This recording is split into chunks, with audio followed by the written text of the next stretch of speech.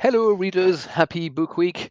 I've made you some content in video because this is what your generation like. I'd like to read a little bit from this book, Coraline by Neil Gaiman. Neil Gaiman, English fantasy writer, is still very much alive and active now. Actually, you may know him mainly from Sandman, which is how he started, which was a comic book or more series of graphic novels, which was recently adapted as a Netflix series. Also, there was American Gods, adapted as an Amazon Prime series. We have some Gaiman book in the junior section. We also have, I think, American God, for instance, is a red sticker, is in the 14 plus section. So Coraline, interesting book, came out in 2002, 20 years ago, and he wrote it for his daughters. He started writing it when his first daughter was born, and by the time his second daughter was born, the book was finished. And I'd just like to read, before I read the first chapter, just a little bit from the foreword, the introduction by the author, um, where he explains the effect of the book and the rationale behind it. I'm just I'm not gonna read the whole thing, but still. Here it is. I'd wanted to write a story for my daughters that told them something I wish I'd known when I was a boy. That being brave doesn't mean you aren't scared. Being brave means you are scared, really scared, badly scared, and you do the right thing anyway. So now, 10 years later, I've started running into women who tell me that Coraline got them through hard times in their lives, that when they were scared, they thought of Coraline and they did the right thing anyway. And that, more than anything, makes it all worthwhile. All right, let's start with chapter one. Coraline discovered the door a little while after they moved into the house. It was a very old house. It had an attic under the roof and a cellar under the ground and an overgrown garden with huge old trees in it. Coraline's family didn't own all of the house, it was too big for that. Instead, they owned part of it. There were other people who lived in the old house. Miss Spink and Miss Forcible lived in the flat below Coraline's on the ground floor. They were both old and round, and they lived in their flat with a number of aging Highland Terriers who had names like Hamish and Andrew and Jock. Once upon a time, Miss Spink and Miss Forcible had been actresses, and Miss Spink told Coraline the first time she met her. You see, Caroline, Miss Spink said, getting Coraline's names wrong, both myself and Miss Forcible were famous actresses in our time. We trod the boards, lovey. Oh, don't let Hamish hit the fruitcake, or he'll be up all night with his tummy. It's Coraline, not Caroline. Coraline, said Coraline. In the flat above Coraline's, under the roof, was a crazy old man with a big moustache. He told Coraline that he was training a mouse circus. He wouldn't let anyone see it.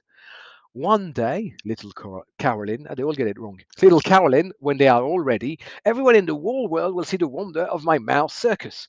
You ask me why you cannot see it now. Is that what you asked me? No, said Coraline quietly. Asked you not to call me Caroline. It's Coraline.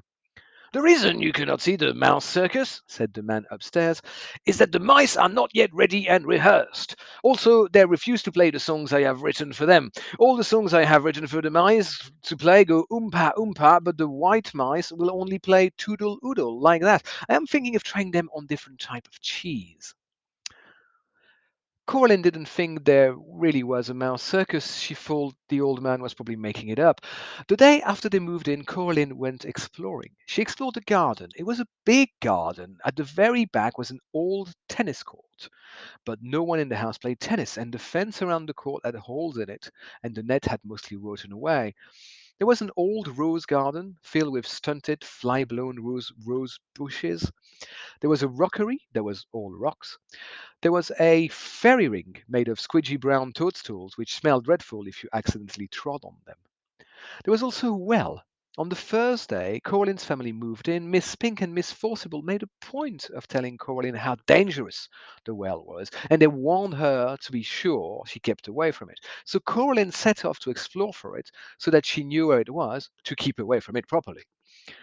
She found it on the third day in an overgrown meadow beside the tennis court, behind a clump of trees, a low brick circle almost hidden in the high grass. The well had been covered over by wooden boards to stop anyone falling in. There was a small knothole in one of the boards, and Coraline spent an afternoon dropping pebbles and acorns through the hole, and waiting and counting until she heard the plop as they hit the water far below. Coraline also explored for animals. She found a hedgehog, a a snake skin but no snake, and a rock that looks just like a frog, and a toad that looks just like a rock. There was also a haughty black cat who would sit on walls and tree stumps and watch her, but would slip away if ever she went over to try to play with it. Cats, cats be cats, right? That was how she spent her first 2 weeks at the house, exploring the gardens and the ground.